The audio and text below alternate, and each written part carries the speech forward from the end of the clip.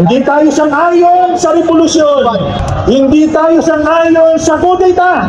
Prayer and request to all of you, my fellow taong bayan po. Huwag po tayo manahimik.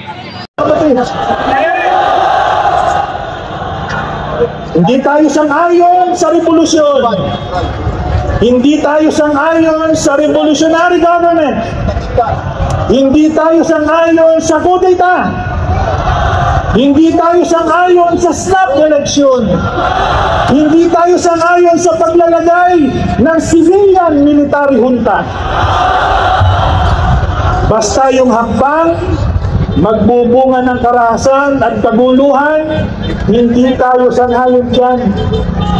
Ang gusto natin, lahat ng solusyon, lahat ng hakbang dapat sumunod sa paraang legal at payapa.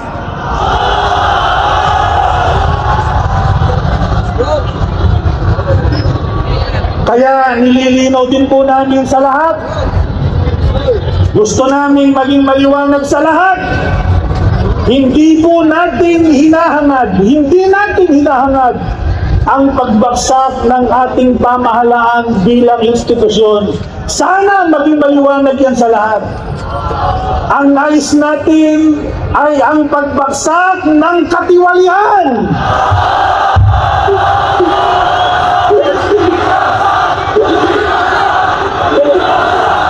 Ang nais natin ay ang pagtataguyod ng isang pamahalaang tapat at makamamamayan. Yung mga tiwaling opisyal, yan ang dapat alisin.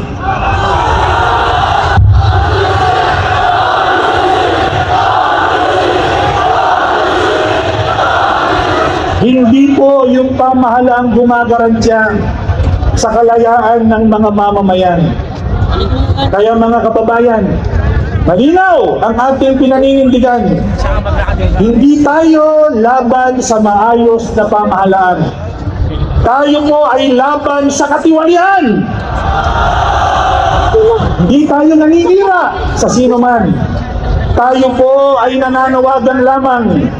Hindi tayo naghahasik ng kaguluhan.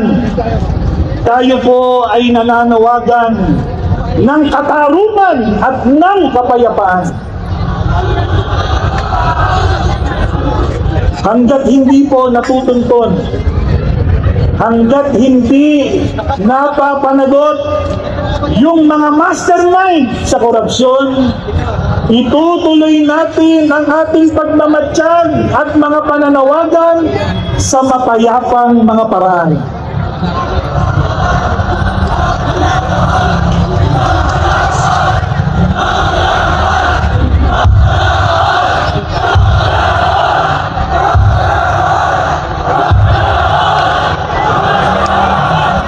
Napakahalaga po nitong ating pinapanawagan sapagkat ito ay hindi po para sa atin lang. Hindi po ito para sa kasalukuyan lamang, kundi ito po ay para sa kinabukasan ng ating mga anak at ng susunod na henerasyon ng mga Pilipino. Nararapat sila sa manamumuhay sa isang tapat, makatarungan at marangal na bansa. Tandaan po natin, habang may tinig na nananawagan laban sa katiwalian, laban sa kawalang katarungan, may pag-asa po ang Pilipinas nating mahal. Maraming salamat po. Mabuhay ang Pilipinas! Mabuhay ang Pilipinas! Mabuhay! Ganda ng sikos mo, sir. Huwag nyo na ako palakpakan. Uy, pinapatayan na ata ako ilaw ah. Joke lang. So again, ulitin ko po, very good po tayong lahat dito. Ilan na po ba yung count natin ngayon? 1 million na ba tayo? Wala pa. Kahit na po wala tayong 1 million physically present, I am sure kasama yung mga OFWs natin abroad, lahat ng mga kapamilya, relatives ninyo nanonood via social media, lahat yun kasama natin sa advocacy na to. Diba? So ang request ko lang po talaga, before I end po, my only prayer and request to all of you, my fellow taong bayan po. huwag po tayo manahimik. Huwag po tayo pumayag na patuloy lang sila dun sa mga alleged corrupt practices nila.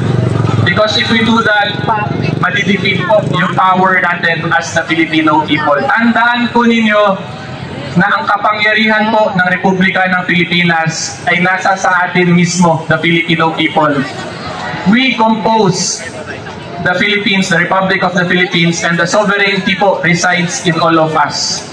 So kung may nakita po tayong abuses sa mga karapatan natin, huwag po tayo pumayag, huwag po natin i-tolerate yun. Manindigan po tayo at magsalita po tayo. Okay? Yan lang po yung request ko sa inyong lahat kasi pare-parehas po tayo dito ngayon, ordinaryong citizen na ayaw sa corruption, ayaw sa mga pagnanakaw na yan. So sana po itong message ko na in-explain ko sa inyo kung ano yung nangyayari na talaga ay mas ma-instill sa inyo kung gaano na ka-important yung nangyayari or gaano na karampant yung corruption issue at kung gaano ka-important po yung trabaho talaga natin as the Filipino people. Okay? And lastly po, ito lang din request ko, hindi sa inyo na nanonood or nandito ngayon. Itong request ko po is para dun sa mga government officers natin. Ang tatandaan lang po natin dyan is the provision of public office is a public trust. Diba? So to all our government officers, officials, employees, public servants, na yung isip ninyo or yung puso po ninyo or yung layunin ninyo sa pag-upo ninyo dyan ay hindi na for the benefit of your fellow Filipino people. Kung iba na po yung nasa isip nyo, iba na yung layunin ninyo, I suggest lang po, suggestion lang po to baka naman po pwede mag-giveaway na lang kayo sa iba na mas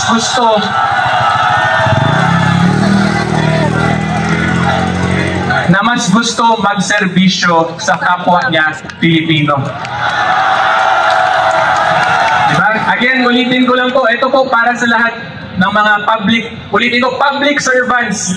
Sila yung dapat nagsiserve sa atin. If your mind is no longer for service, sana lang po you may consider giving chance to those who are willing and have the heart and passion to serve po.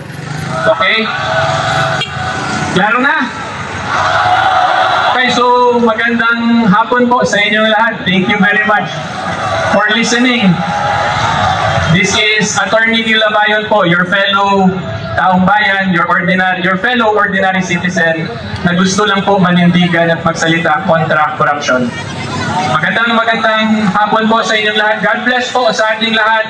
Mabuhay po ang Pilipinas!